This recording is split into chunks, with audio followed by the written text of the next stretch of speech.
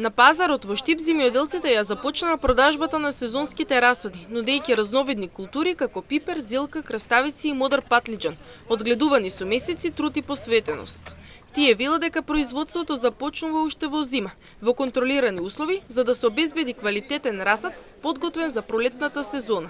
И покрај зголемените трошоци, цените остануваат речиси непроменети со години, што според нив не ја одразува реалната вредност на вложениот труд. Дел од производителите нагласуваат дека со правилна грижа, едно коренче може да даде значителен принос, но бара редовно одржување и заштита. Па се одгледува со многу труд. И сега го донесеме да се продава, за граѓаните да си посадат, да си имат занимација. Пиперче, зелка, краставици, модер патлиџан и тоа е. Па ние го садаме после Варвара, па го гледаме горе-доле цела зима. Тоа е занимација кај нас голема. И многу сме благодарни. За граѓаните што им продаваме добар расад и они исто.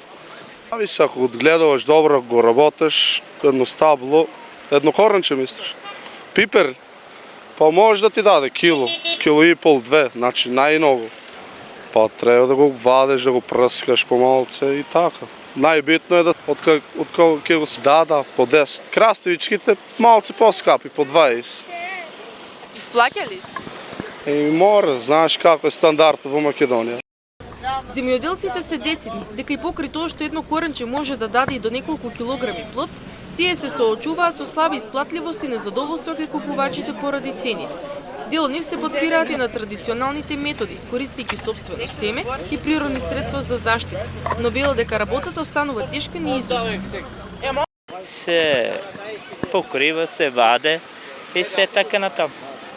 Имаш црвен патлиџан, розов друг црвен и сиври. Под пластеница се одгледува од семка, па до коренче, го пакираш и така натаму, па после на нива го од јануар. Каде ги садате?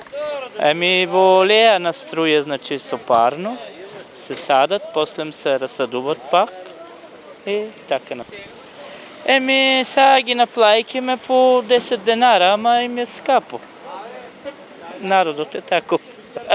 Сакате како го гледаш убаво, добро ако го гледаш, од едно коранче може до 3-4 перо. Па семе го, февруари, март, под фолија. И сега, април, мај, се саде. И по фолија. Се у фолија и на отворено. На отворено. Садеме го на мушама, да не копаме. Тоа е најбитно. Убав расадо е, секоја година доваѓат, тука си продавам. Расадо се не купуваме. Се е букар. Едр, црвен, розов. Семе не купувам, од наше си семе се собирам. А и вар си правам од тај пипер, што садам. Многу не го прскам. Јас го прскам со коприва, да ти кажам. Само коприва. Коприва. Преврие и сега си набрал некне, ставил на кофата. Или да се одгледува? Патлиџано, Тешко е. динара, пиперо 5. Тешко е, кој Карорман. временските не се многу исплаќа, ама што да правиме?